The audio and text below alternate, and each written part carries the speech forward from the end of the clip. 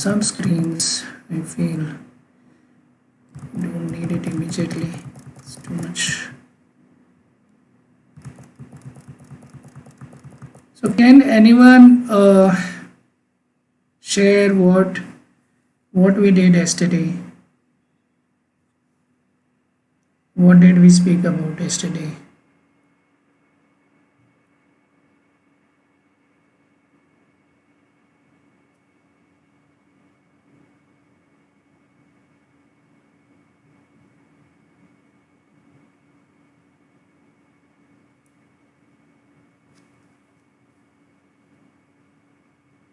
Does anyone remember what we did yesterday?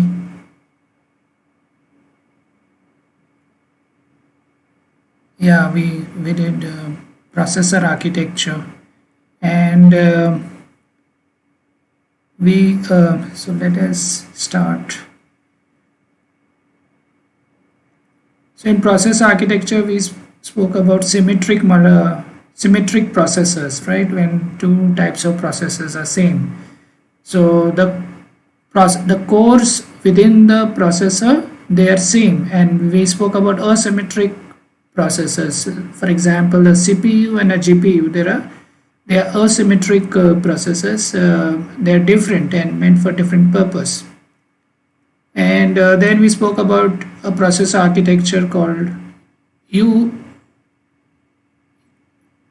UMA. So UMA was uniform memory architecture, where the memory shared with all the processors. So every processor is sharing the memory. And there was a NUMA architecture where there is a non-uniform memory architecture, where every processor has its own memory. It is not shared. So the memory is not uniformly shared across all processors. That was NUMA.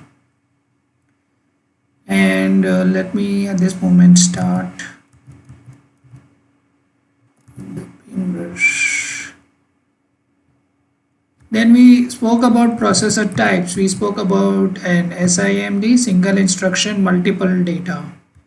Then SISD, single instruction, single data. Multiple instruction, single data, and multiple instruction, multiple data.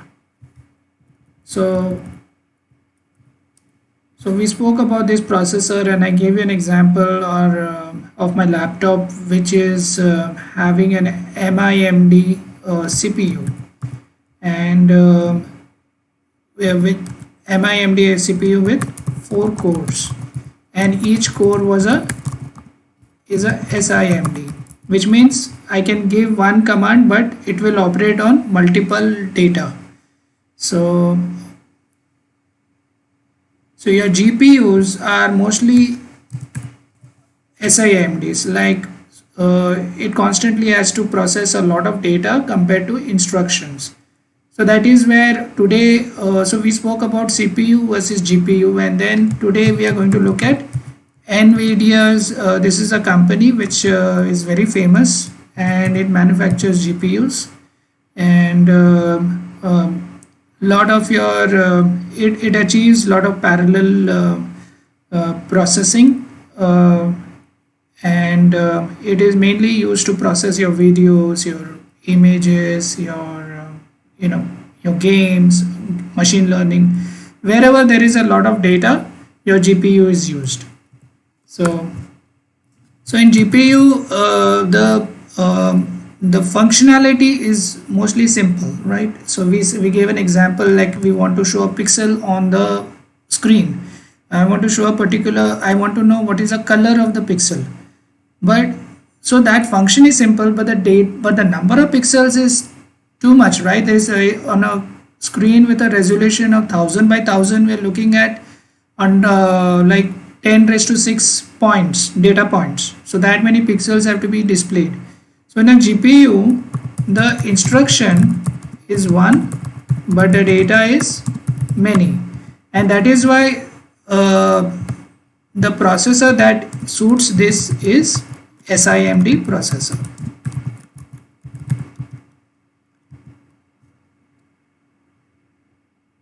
So when we say processor, it could also mean a core, okay? processor does not mean necessarily the CPU. It may mean the big processor. Within that processor there can be cores. The core itself is a processor.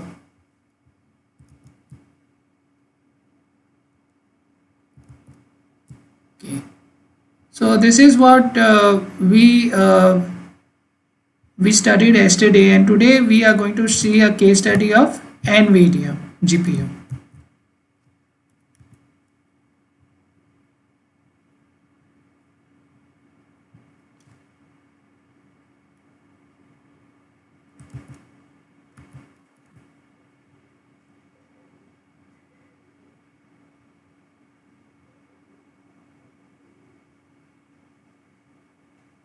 So NVIDIA is a GPU manufacturing company, and usually on modern computers you will find NVIDIA GPU inside.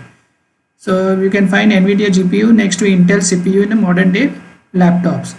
NVIDIA CUDA core is not same as a core that can run all operations of an instruction like fetch, decode, execute, store, and save. Instead, a CUDA core is a single floating point calculator on a single data element of vector.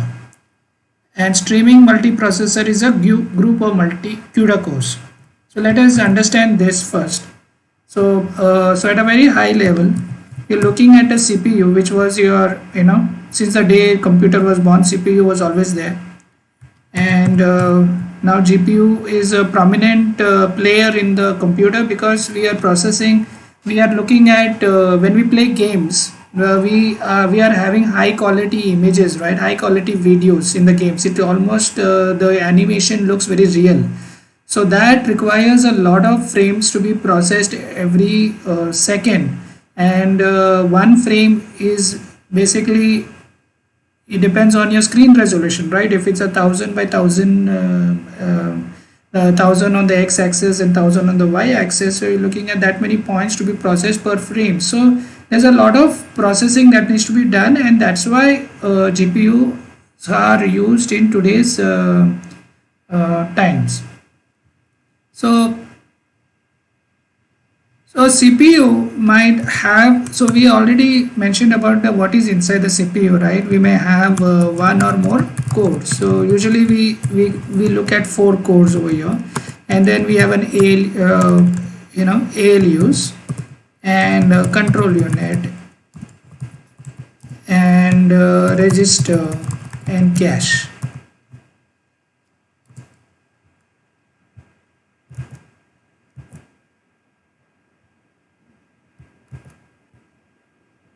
But in the GPU, we are going to specifically speak about NVIDIA. Okay, NVIDIA GPU.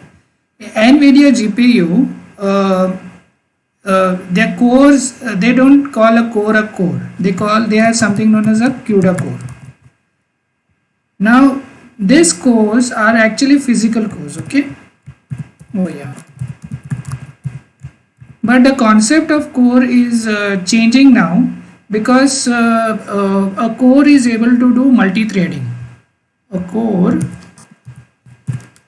can execute multiple threads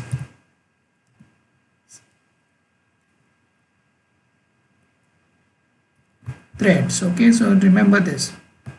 So when we so the concept of the core, so initially cores were physical, but what is happening is now it is what is happening is the cores are also able to do multi-threading. Multi-threading means it can execute two instructions belonging to 2 different threads. So yesterday we spoke that threads are managed in the memory, right? So we mentioned there is a memory, and then we mentioned there is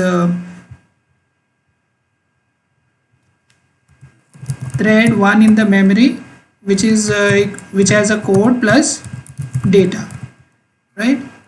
And then we can have thread 2 also in the memory, so we can have many threads in the memory. So these threads, so until now the threads were existing only in the memory, which was your RAM. So these threads, you can say these are called software threads. managed by operating system. This is what we spoke about yesterday.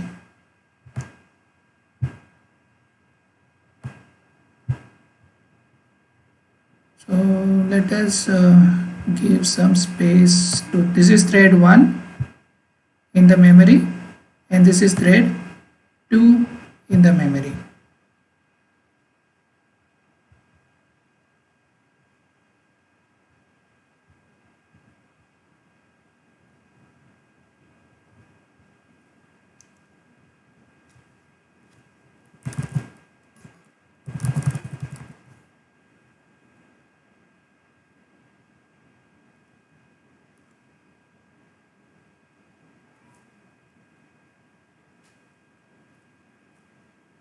So thread, okay. So a thread is nothing but a set of instructions, right? It is like I will have I1 and I2, two instructions over here, and I may have I3 and I4 over here. So let us separate the two.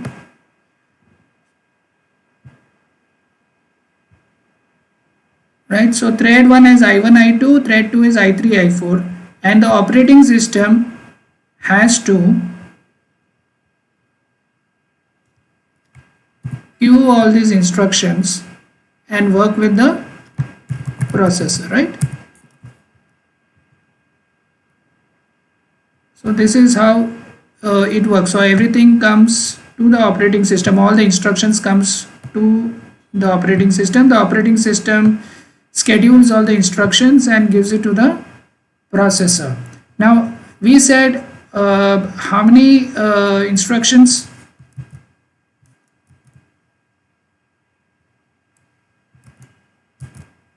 How many instructions can be ideally be executed by a processor? One instruction. So when one instruction is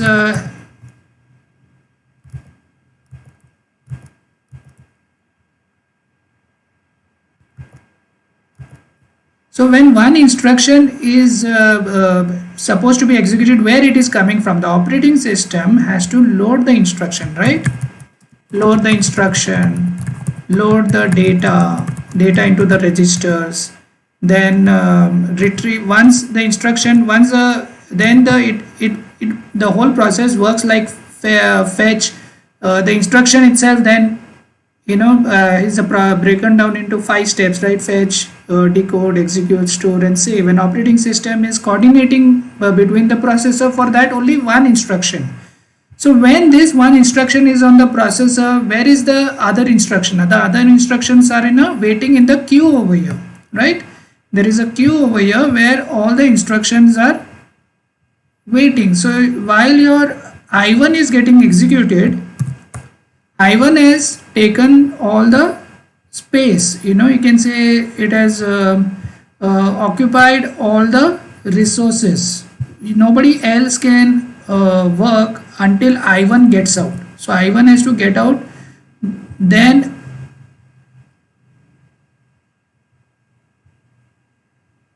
so this is I1 executing here and I2 is waiting here. So let us first give I3 the preference, then I2, then I4. So they are all waiting in the queue for the processor time, and when I1 is getting executed, I3, I2, I4 cannot execute it. But when I1 gets over, what happens? So this is where you need to understand what is context switching, or you can say the thread context switching. Thread context switching is nothing but switching the threads for the processor. So somebody has to remove this I1, right? Once I1 gets over, somebody has to take the result, like this instruction is A plus B. So A plus B is equal to C, then that C result has to be taken, removed out of the memory and put it back over here, right? Thread 1 has to receive the data over here, which the code will get it. Once so the thread context switching is basically the I1 goes away. So let us remove I1 from here now.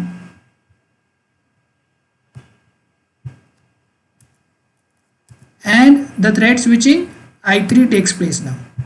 This fellow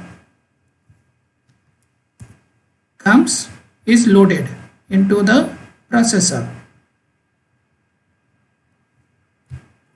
I3, right? So this is what so at a time one instruction is given the processor time, and context switching has to be done by whom? By the operating system. So, and that's how software threads are managed, right? So when I say a core is executing multiple threads, then what do I mean? We are talking about the same process which is happening at the core level, but these are called we can say hardware threads. Okay, so the hardware threads are executed by the hardware itself, by the processor itself. So what does it mean? So if a processor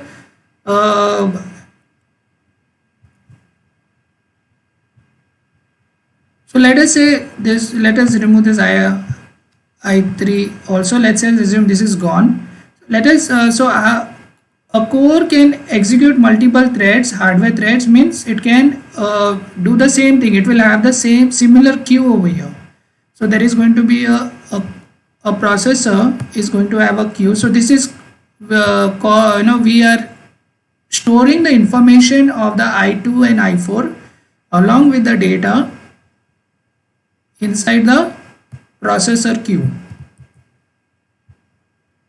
So we are giving two instructions at a time. How do I pull this? Yeah. So these two fellows, they go in over here and they reside over here. So the entire thread state, so I2 may contain data A and B, right? What is a thread state? So remember, thread state is the data of the thread state is equal to data value at a particular time.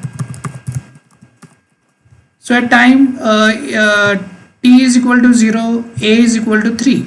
At time t is equal to 5, data is A is equal to 10. So the data value constantly changes, but somebody has to maintain that thread. So somebody has to maintain that thread state, right? Otherwise, how will you know how at what level the instructions have reached? So in a cricket match, we always maintain the state of the state of the cricket scores, right? Your score is like your thread state. You know, we are at after 6 balls, 1 over is done, and then so much score is done. So the threads, unless we do not maintain that state, we do not know how the cricket match is progressing, right? So in the same way, the thread state, which is your data value at that particular time, has to be constantly maintained. So OS is constantly managing this between RAM and OS, right? The particular instruction that needs to be executed on the processor, only that instruction thread state is passed on to the processor. Other instructions thread state is not passed. When the processor instruction gets over, the thread state is removed from the processor, the instruction is removed from the processor, and it is given back to the RAM. But now what we are saying is the hardware itself can execute multiple instructions. So what we have done is we are trying to make our processor stronger. So we will have two I2 and I4. So I2 may have a state called A and B, data A and B, and I4 may have state C and D, right? So let us just connect. So this I2 has a value, is storing a value of A and B, and I4 is storing a value of C and D. For the processor to execute both of them, it is still at a time only one of the instruction is getting executed in the processor. Either I2 is getting executed or I4 either I2 is getting executed or I4 is getting executed. So let us assume I2 is currently being executed. So the processor state, the thread state is still with the processor. It is not given back. So A must have changed to A must have become 5 now, and B must have become 7 now. But let us assume now I2 has to fetch some value from somewhere, okay, inside the processor from the register, or it is going somewhere else. It is not done, but it is going somewhere else to do something.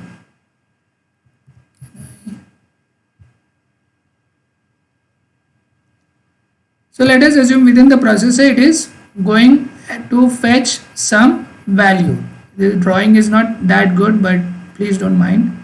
But the idea is I2 is now not the processor is not executing I2 because I2 is currently doing something else inside the processor.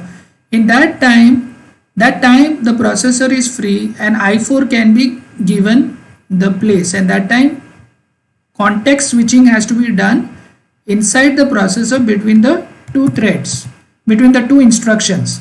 So when I2 is not occupying the processor, within the processor it is doing, because in the processor there are too many things, right? You can keep on, somebody must be working on the ALU, somebody is working on the registers, somebody is doing something on the cores. There are many things happening in the processor. So when somebody is when your one hand is free, your other, somebody can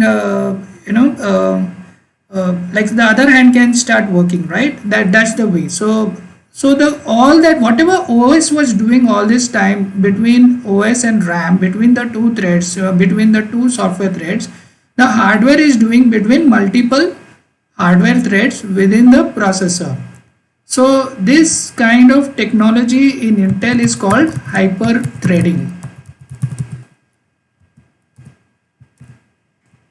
So in hyper threading in Intel, Intel core can manage two threads, two hardware threads at a time, and that is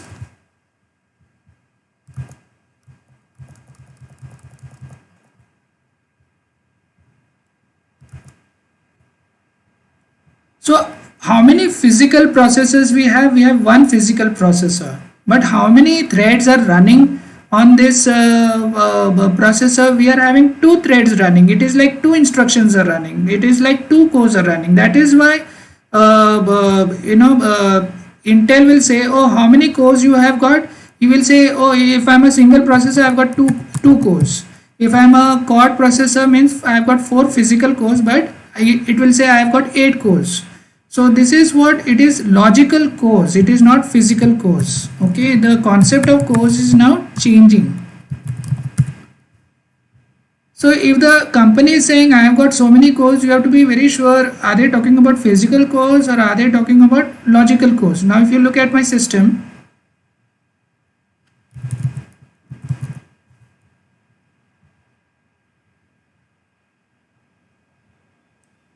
see, it says if you go to the little bit on the right, it says I've got 4 cores, but how many logical processors? 8, which means my Intel processor is doing hyperthreading with one core doing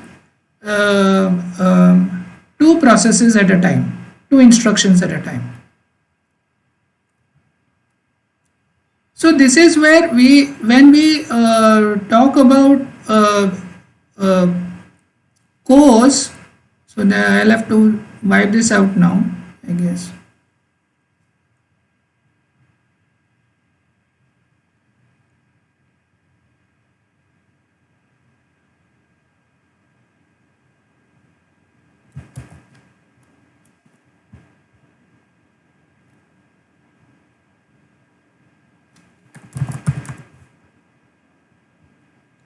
So in today's time, when we talk about cores, everybody is talking in terms of logical cores, and everybody is talking in terms of how many threads that can be managed. It is no longer a physical core; it is a threads that can be managed.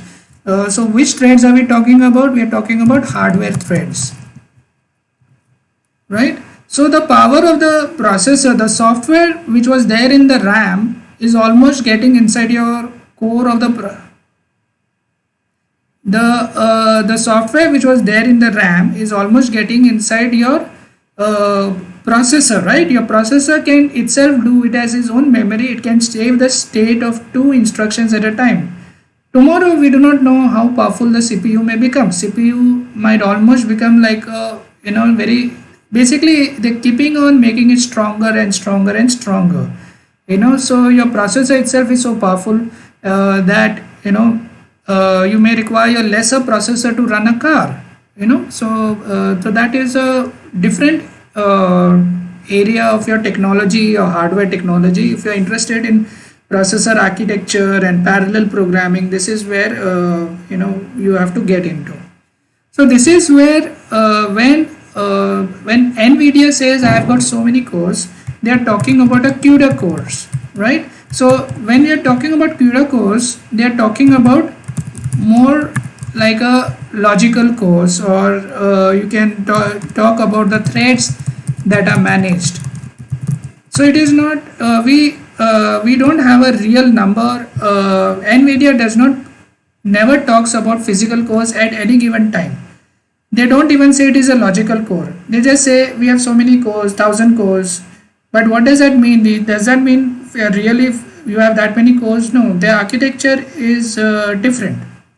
So we'll look at that architecture now. So this is what CUDA core is.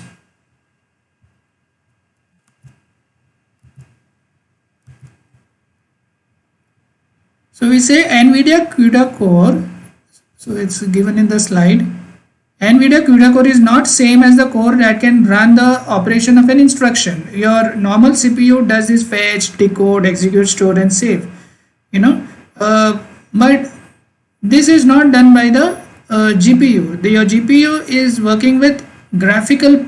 This is your instruction pipeline, but GPU must be doing taking an image, doing a rastering operation, doing a shading operation, doing a lighting operation. The work of a GPU is to work on the image. Only one task it has to do, nothing else. But that requires a lot of processing. So it has a graphics pipeline inside. So the architecture is different, the purpose is different.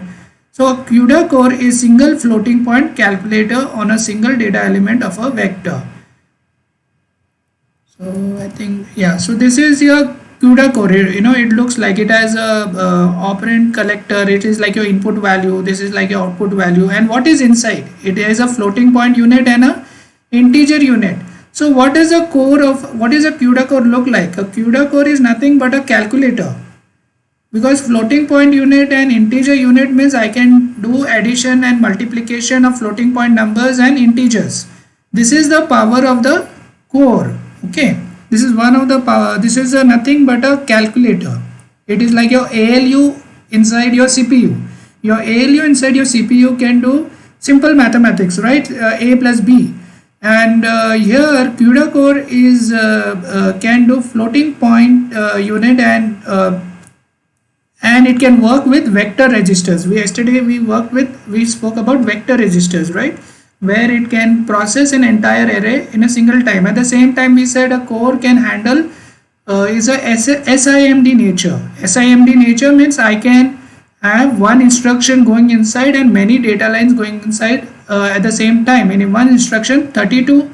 If there are 32 lines going inside, which means 32 data points is going inside, which means 32 calculations can be done in one cycle. So the core is of a GPU is not only doing floating point, is not only working on vectors, it is not only SIMD, it is like working, it is a data, it can process lot of data at the same time. So that is why the parallelism that an SIMD achieves or that a CUDA core achieves is called data parallelism.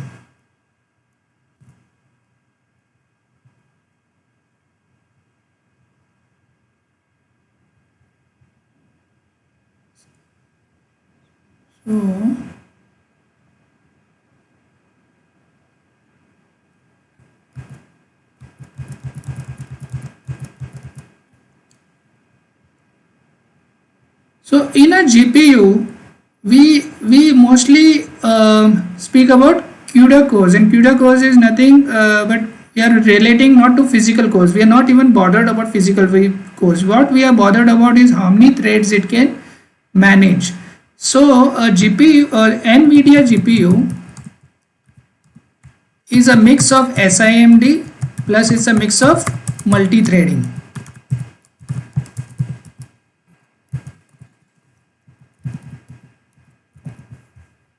Right, we are mixing both the things in this, and this is this type of processors are called SIMT processor, single instruction multiple threads.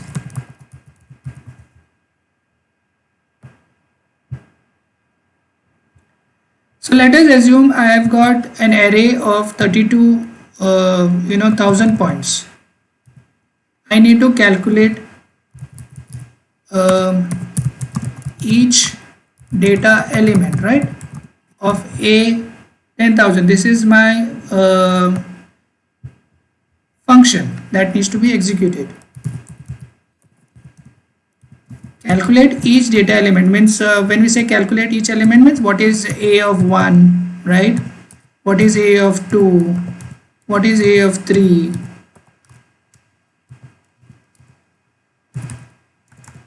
and it will go on till a of 1000.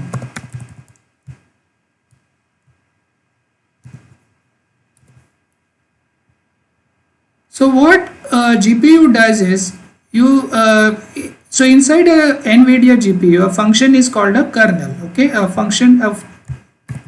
kernel function. The moment you say calculate, what you can do, what GPU will do is take all these data elements, right, and divide it and assign one thread for each. Create one thread, thread 1, thread 2, thread 3. So whenever we say thread, remember it has its own data and it has its own code, and thread 1000. So it will create 1000 threads, right? This is what the GPU will do. Immediately it will. So when you say multiple threads, what is the advantage of multiple threads? You can execute at the same time.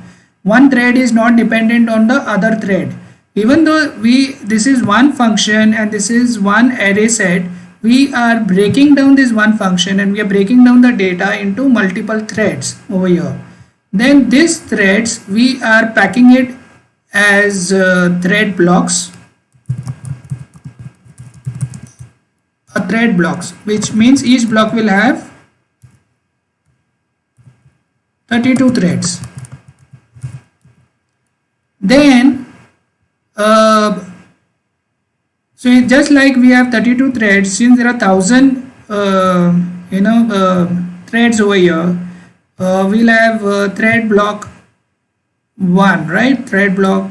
So let us say this is number 1.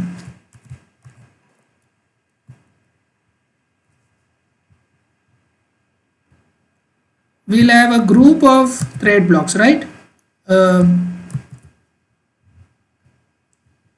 Thread block 2, thread block, and it will go on, right, till we have made sure so this is number 2, remember this.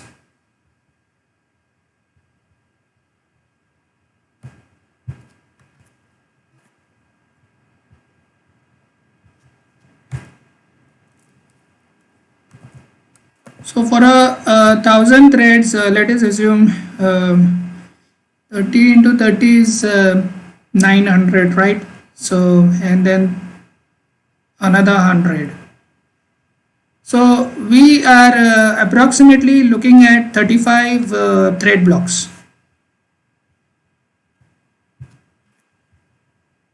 35 thread blocks will contain 1000 threads altogether. This is just an example. Then because all this is connected to a single function, the function is assigned, we group them and we put it on a, we group all the threads which is doing the same function. Okay, a grid is nothing but it's a group of thread blocks performing the same function.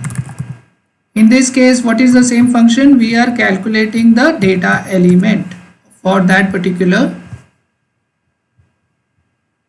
array element.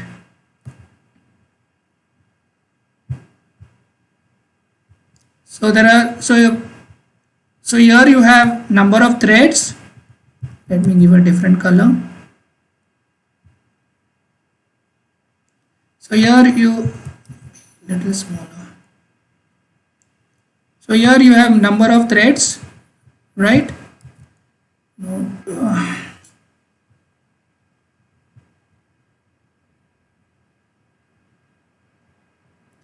Which is grouped into thread blocks.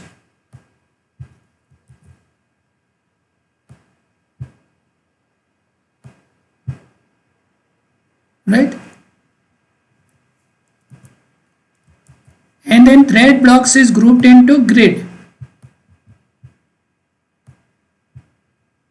And then grids is what multiple grids can go to a GPU.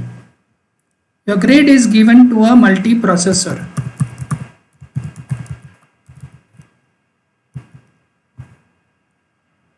This is what a multiprocessor is in a GPU. A multiprocessor is nothing but something that will execute a grid. A grid is nothing but something which will manage your thread blocks, and a thread block is nothing but a group of threads. But can all the thread, so this multiprocessor is nothing but a group of CUDA cores.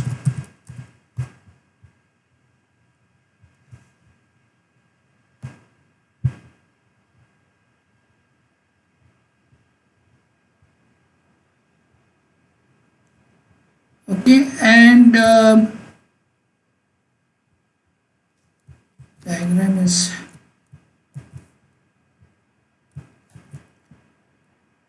let me shift a bit.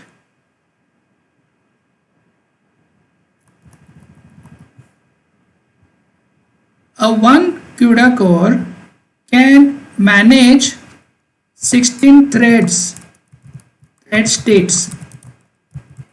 So remember we spoke about hardware states, how the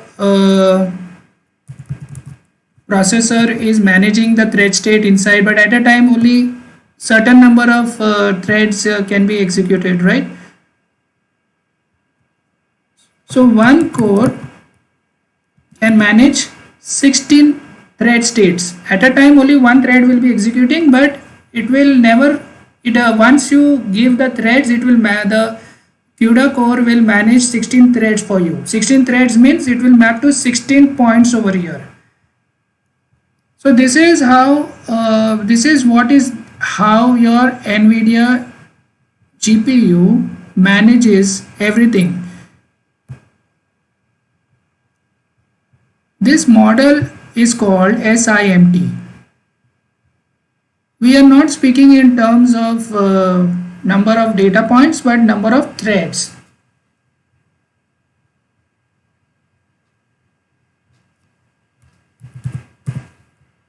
So this is your GPU. Okay. I hope you understand this concept. And so when sometimes when NVIDIA is talking about its how many CUDA cores is executing. Sometimes they include this thread states also, but it is not a true value, right? At a time only certain instructions can be executed at a time, but what happens is it stores its state in so they every GPU will have just like CPU has a cache register, GPU also will have a cache register at the core level.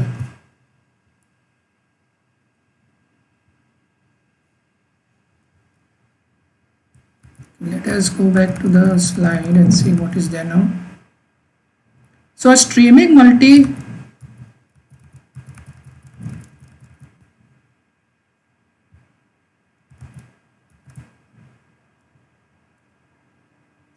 so a streaming multi-processor, where is the slide?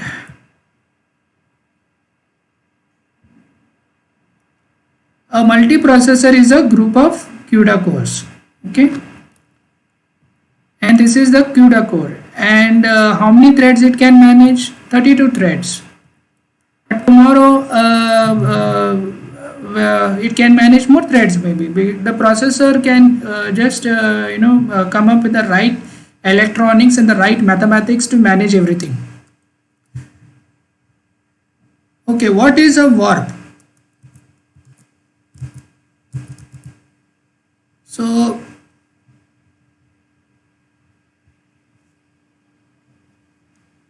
a warp is a group of thread blocks.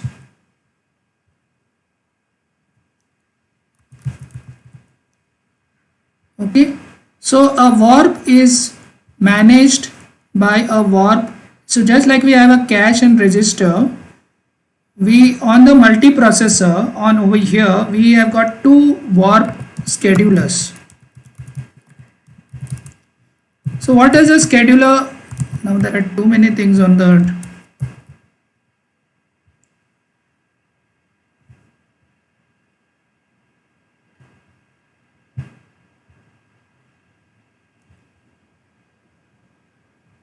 So what does a warp scheduler do? It is just like what the operating system was doing, right? Your operating system was scheduling all the instructions. So on your GPU, they don't manage threads, they manage warps. They work one warp at a time. They don't say I am working on this thread, that thread. No, they say I am working on this warp. This warp may be managing this warp may be scheduled for through two thread blocks, which means we are looking at 64 threads at a time. If there are two warp schedulers, then one warp scheduler is executing 64 threads, and the other warp is managing another 64 threads, which means 128 threads. So this is what a warp scheduler is. Your entire thread blocks ultimately has to be scheduled, right? It has to be coordinated. So who is doing that coordination work? That work is done by the warp scheduler. Warp scheduler manages warp. So every time it creates a warp, it is going to assign it to a multiprocessor. So we don't have only one multiprocessor inside a GPU. We may have 16 or 32 depending on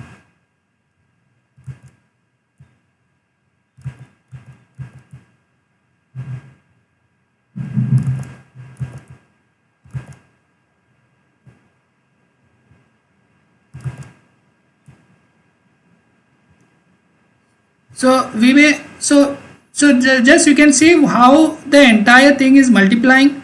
So we have many cores. We are not looking at 4 cores or something. Each core can manage 16 thread states. Then we have around 16 to 32. So let us assume there are let's say 20 cores, for example, and this is just a rough number. There is no physical cores, let us assume, or if you say CUDA core, a CUDA core can be more. It is, I think, 512 or something. I don't remember, but we'll have a look at it.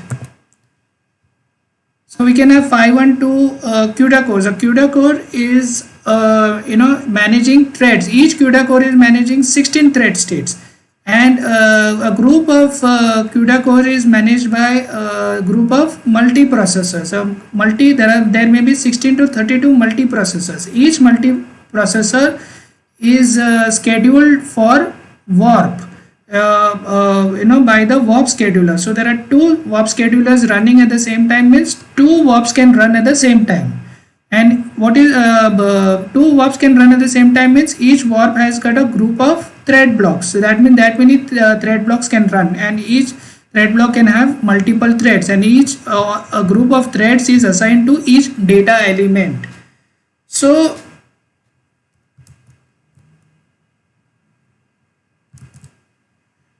in this whole picture, what is the complexity of the function? The complexity of the function was very simple. Calculate each data element. Maybe I just want to know what is a plus, what is the value of, just increment the value of whatever that data element is at A1, or just add 1 or add 2 or multiply or delete,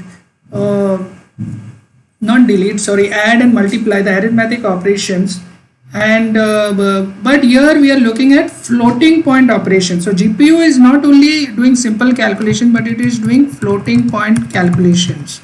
So the performance of a GPU is calculated in terms of number of floating point operations, floating point operations per second. This is called flops. How many flops it can execute in one second? That is the performance of your GPU. In your CPU, we don't measure in flops. In CPU, we measure in MIPS. MIPS is million instructions. How many million instructions you can execute per second?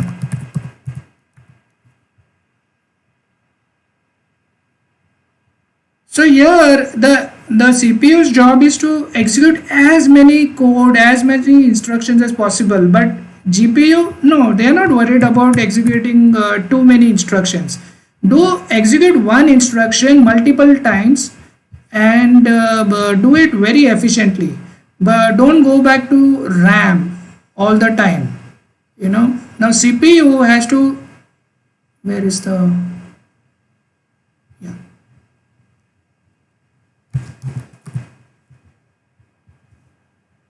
the CPU has to constantly do context switching with the help of operating system, go back to the RAM. It can execute only 8 threads, right? Because there are 4 processors, it can execute only 8 threads. But this fellow, he has his own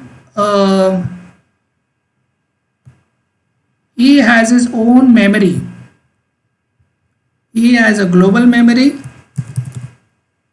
which is shared by all the cores. He has a L2 cache, he has an L1 cache, and he has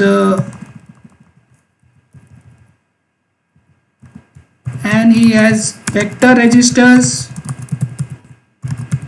and then he has graphics pipeline also.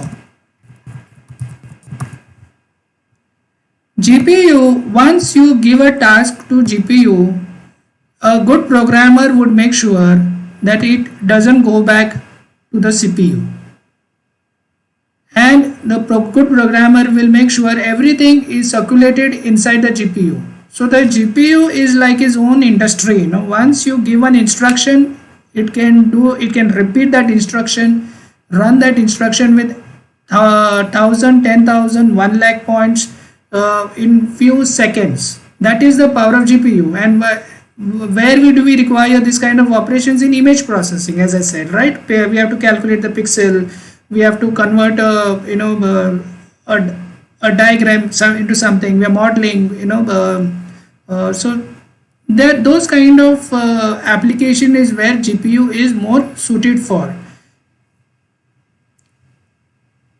Okay, so this is what your NVIDIA GPU looks like.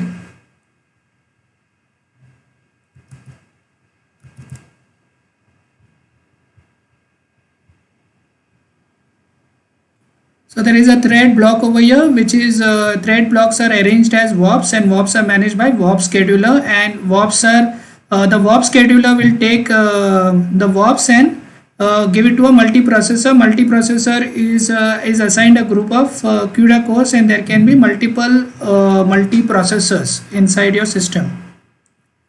And this is your memory architecture, where this is your multiprocessor. SM means streaming multiprocessor, and it has its own register, it has its own L1 cache data. Inside each multiprocessor is given its own cache area and own shared memory. So each multiprocessor, as I said, is having multiple CUDA cores. So all the CUDA core are, if they have any memory to be shared, they are sharing it using the shared memory, SMEM over here.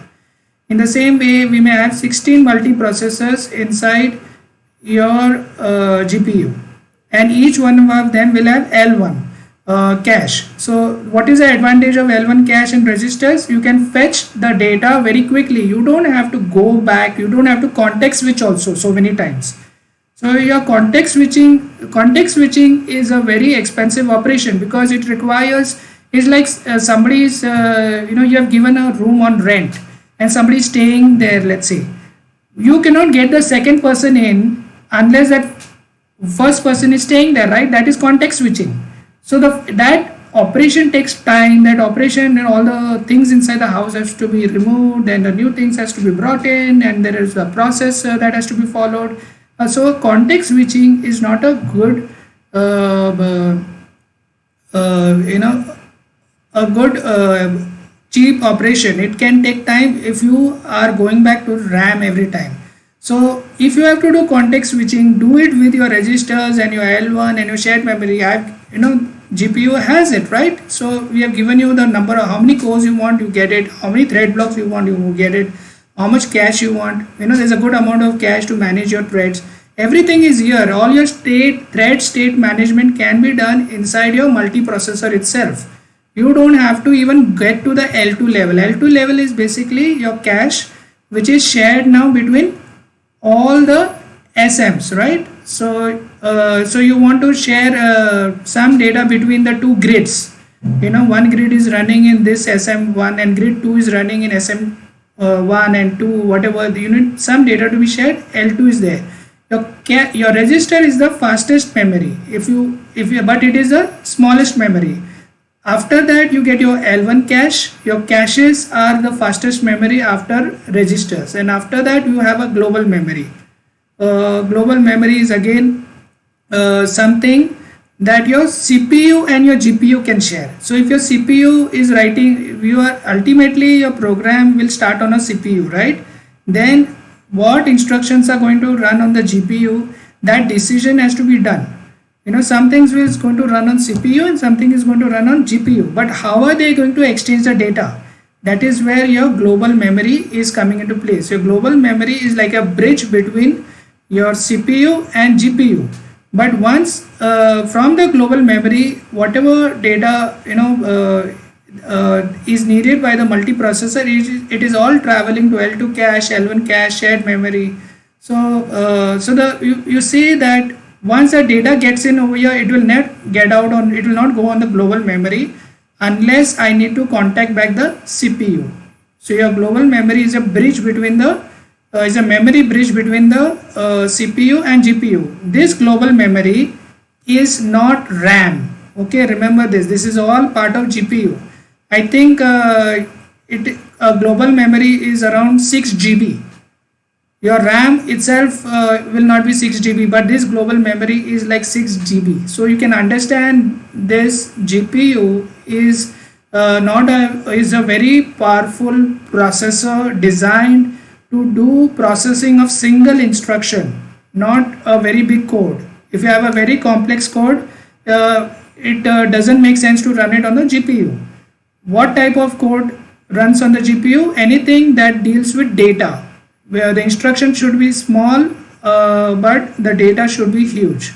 That's why big data can be processed very quickly on a GPU.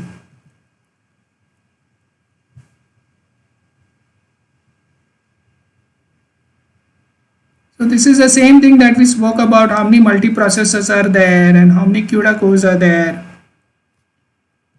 how many warps are there. So in a CPU, threads are context switched. In a GPU, warps are context switched. The GPU doesn't deal with one thread at a time. It is dealing with warps at a time. It is dealing with warps. It is dealing with multiprocessors. The multiprocessor is dealing with the cores, and the cores is in turn dealing with 16 threads.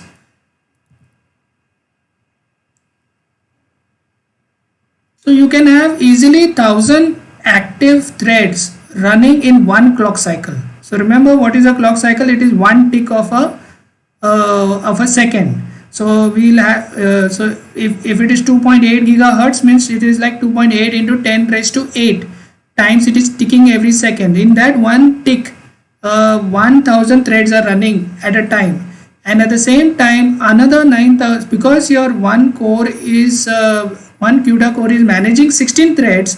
This is like 16,000 threads are active in one clock cycle.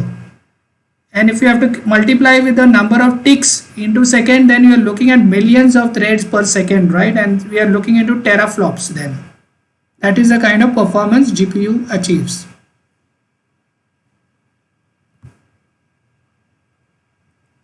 So in a SIMT, all threads execute in a lockstep. This word, it means that all the threads are running the same instruction. You cannot have, if you are having a thread block and you are having all the threads, one thread cannot say I am doing A plus B and the other thread is saying I am doing C plus D. No, everybody is doing A plus B only, but the data is changing. The A is changing and the B is changing. So what is a kernel? A kernel is a function that is being executed on a GPU by a grid. What is a block? A block is a group of 32 SIMT threads. And these threads are which type of threads? These are hardware threads. These are not running in your RAM. It is running inside your GPU. A grid is nothing but a group of functions. How many blocks you can have? 6, 5, 5, 3, 5. So anytime you so you can use your CUDA programming platform to write your GPU application for NVIDIA. CUDA is a language. It is also kind of a platform created for you to write CUDA GPU applications running on NVIDIA. So in that, if you declare anything as __ global __ and say my function, you are kind of telling your compiler that this particular function should be running on GPU. So anything that is marked as __ global _ is a kernel function to be executed on a block. So when we say kernel, it means a function, a GPU function. So one needs to declare the grid dimension before proceeding ahead. One needs to allocate blocks in threads for the grid on the memory before GPU kernels are called. One needs to deallocate all memory before executing the program. So you can see some this link is given, and it's a good it explains in a little simpler way. So every time you see, if you are executing, there's so many threads, but you have to tell how many cores you want, or how many threads you want, how many thread blocks you want, what is your grid size. You may be having 2 kernel functions running in your GPU, right? So everybody has to tell the GPU what is my grid size, how many thread blocks I want. That would depends on the number of data elements. So but before I start using the thread blocks, I have to allocate some space on the memory, right? And that is where your this code is doing. CUDA malloc is nothing but doing memory allocation, and then memcopy is copying the data into that whatever memory you have allocated. It basically, you are blocking a space of memory for yourself depending on how big is your thread block. And in the end, we have to write a CUDA free code to free the memory. So CUDA malloc is blocking your memory for your usage purpose, and CUDA free is freeing the memory. So before you start, you have to allocate memory, and before you leave, you have to deallocate memory. And before you start, you need to define your block dimension and your grid dimension. And if you notice, this is dim block variable, this is dim grid variable, it's a kind of an array, right? Because when you're dealing with pixels, you're looking at x-axis, y-axis. When you're looking at 3D image, you're looking at x-axis, y-axis, and z-axis. So the number of points will be defined, the dimension will be defined as per that, because that dimension is going to tell you how many blocks you want, what is your block size, how many threads are you looking at. The number of data elements is equal to decide how many data points you need to process. Your total data points is equal to total unit total threads, as much as data points. Then total threads divide by 16. You can say I'm assigning 16 threads for each block. So this will give you total thread blocks, and total thread blocks is going to give you a rough idea what is your grid size looks like. You can have multiple grids. You can define, you may have, let's say, 1000 thread blocks. So now you may not want to assign all the 1000 thread blocks onto one grid. You may assign 10 thread blocks onto one grid and another 10 thread blocks on the second grid. Then those grids can run on different multiprocessors, right? It doesn't have to run on a single multiprocessor if it is a part of a thread block. Single thread block will always run on one multiprocessor, but if you define multiple grids, and the grids can run across different multiprocessor. So that's why you should know how big is your thread block and how much you should assign it into grid. And this is like assigning your grids and blocks to your kernel function. So this is your function, this is your input parameters going inside your kernel function. So this is a maximum number of threads per block that you can have.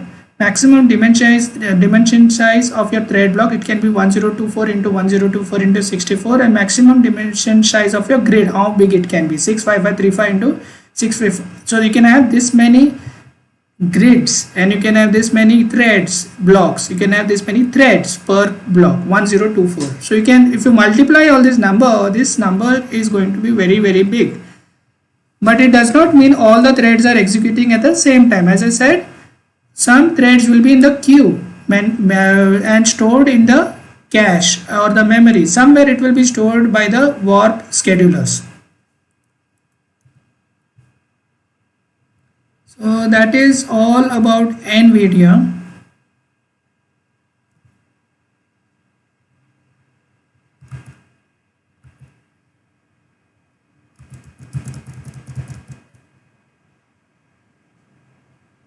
Okay, so now maybe we can do a little demo. So this program device let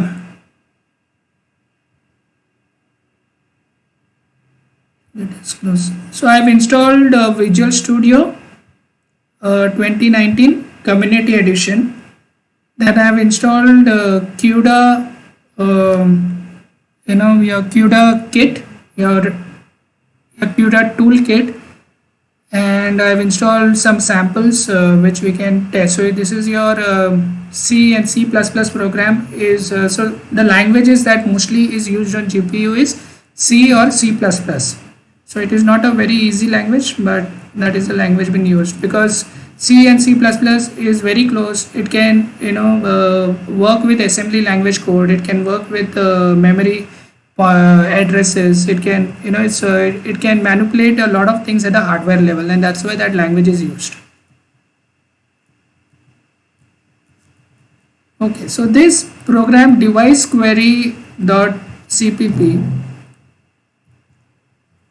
is basically telling you about your GPU. What does my GPU contain? How many, whatever the information. So let us see about that. So there are the CUDA toolkit, they have the functions like CUDA driver, get version number, get runtime, get version, and it will give you a lot of data.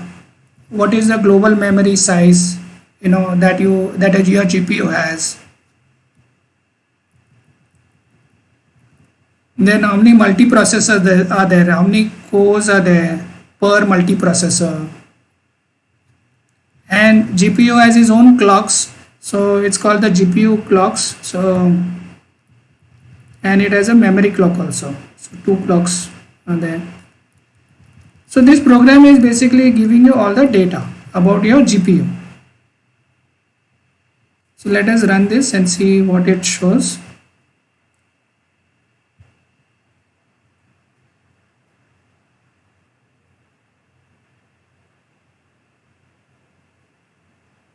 So you see it has given printed all the information.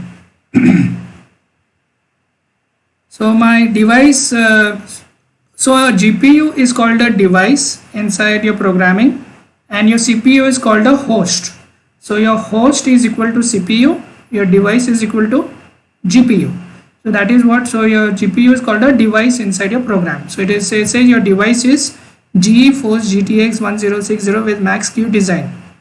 CUDA driver 11.1 is in use.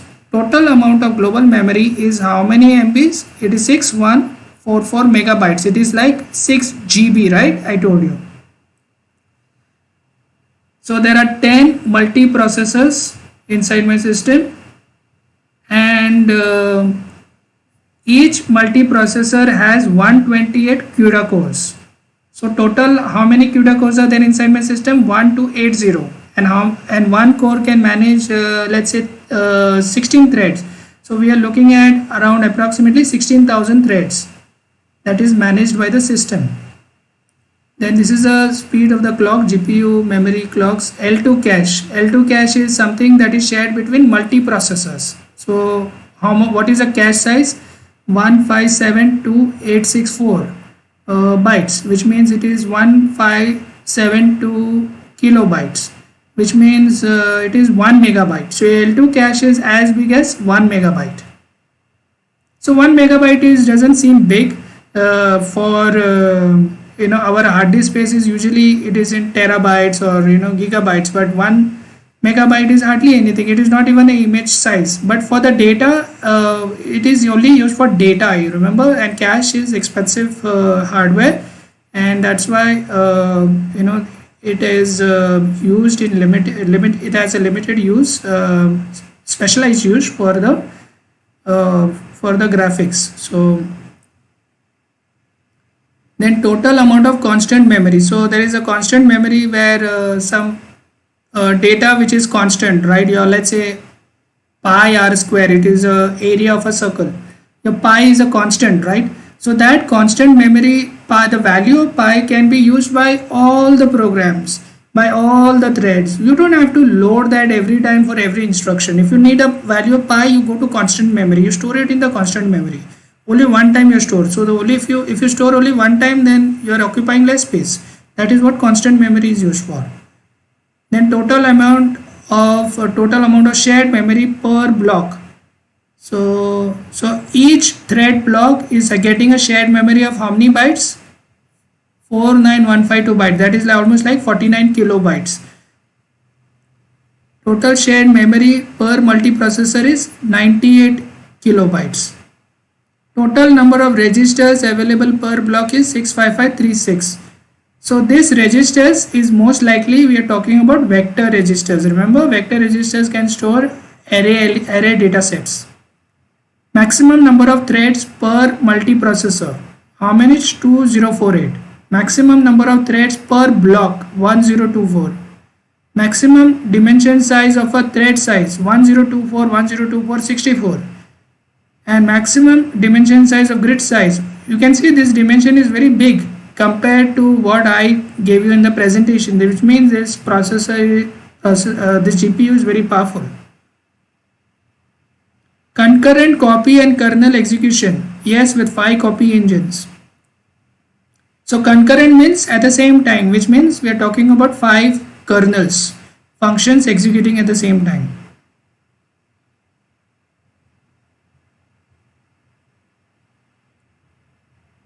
So that is what your device query program, it went to the GPU, it got all the information about the GPU and displayed over here.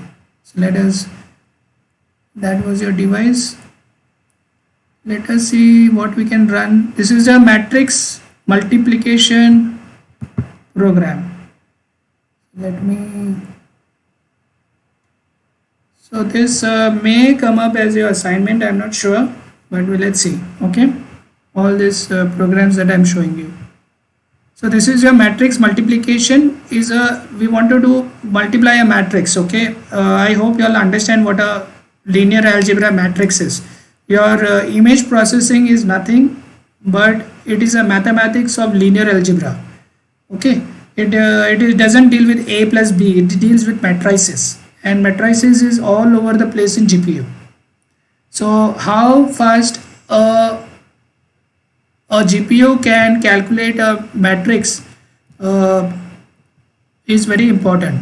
So let us see how what is the size of a matrix over here. We're looking at it. Does it say?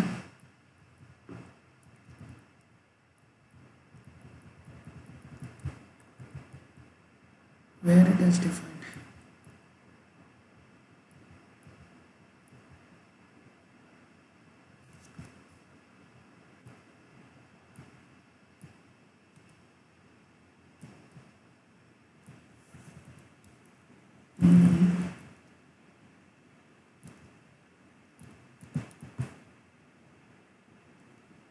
So remember this global keyword. It means what this function is going to be executed on GPU. If you're going to call this function is going to be executed on GPU. It does matrix multiplication.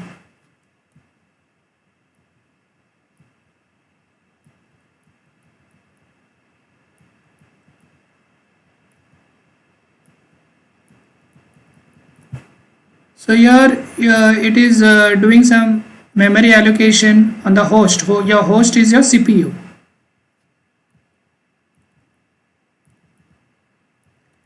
It is doing a constant initialization, which means your data is going to be stored on constant memory.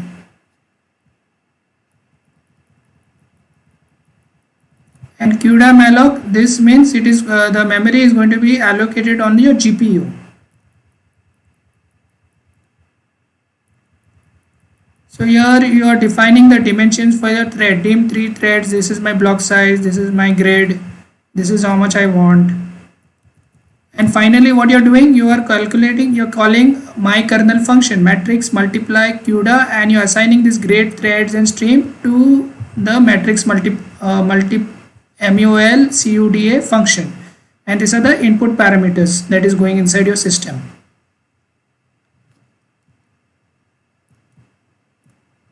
So it is a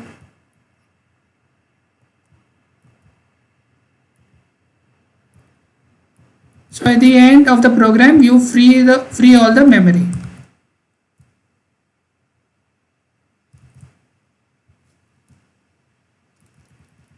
So here is where your main function starts. Inside this main function your matrix multiplication will be called, right? So here you are defining your dimensions, right? What is your matrix size? So let us run this program matrix multiplication and see how does it work on the GPU.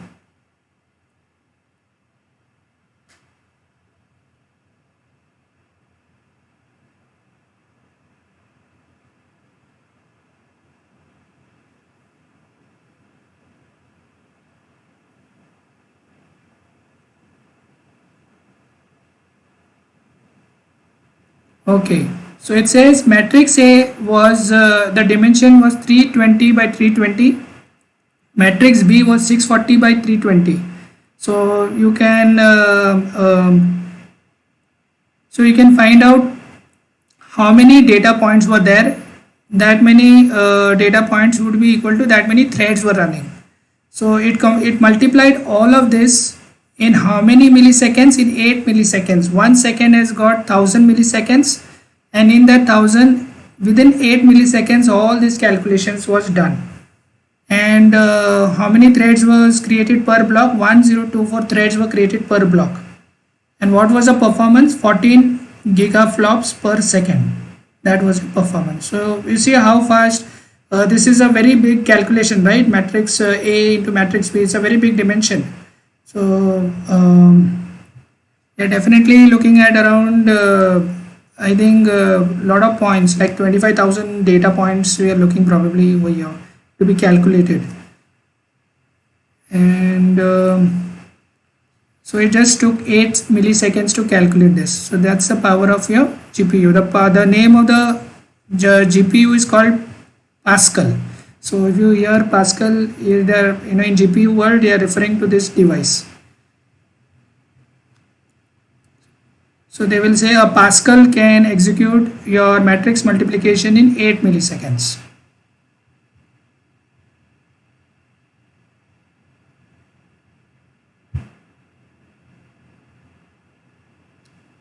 And let us look at this program. Set a startup. So this is NVJPEG. This program is managing your processing your images actually.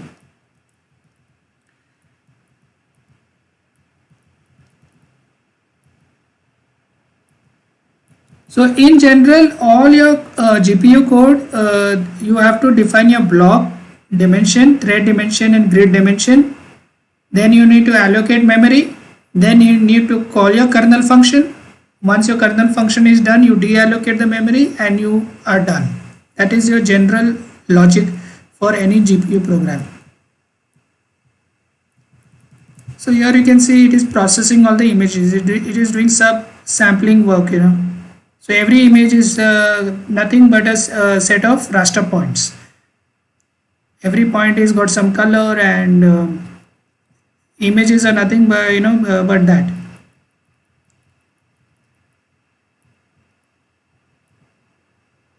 Let us see how this program works.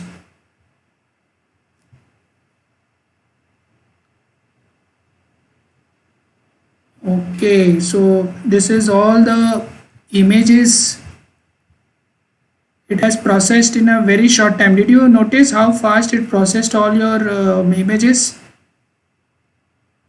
So there were total 8 images, and each image had 3 channels. Each channel, one channel had so and so dimension, which means they had to be processed this many times for every channel. So you can easily see the number of calculation. This is like 24,000 points. This is like around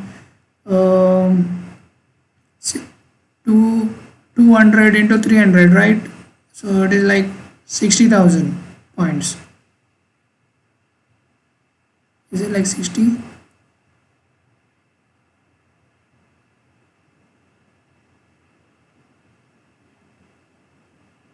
I think 60,000.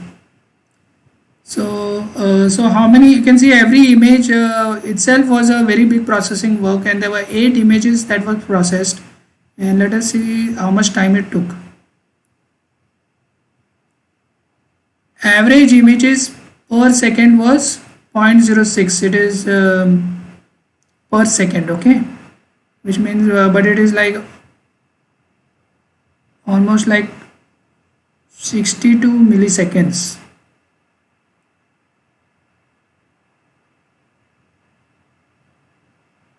So that's the power of your GPU.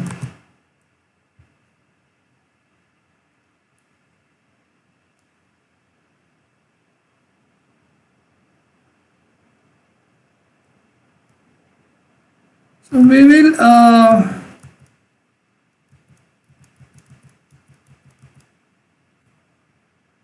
so for today we'll be halting over here, and we will summarize the concurrent computing using the other slides which is which was shared earlier.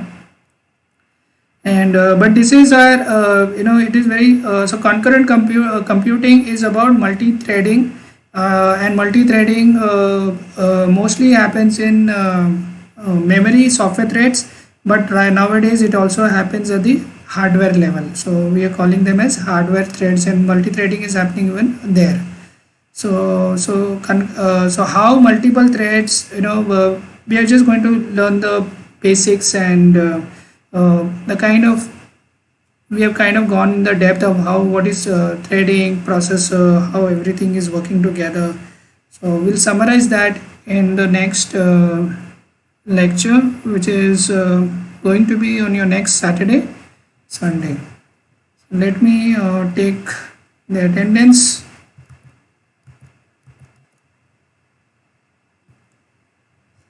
Okay.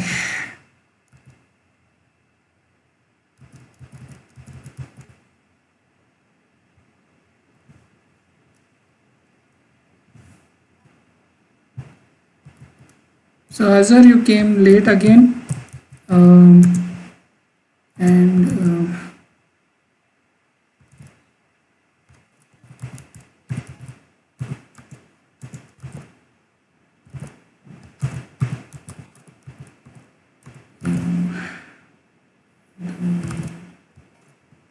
please make sure your attendance is marked, otherwise will be marked absent.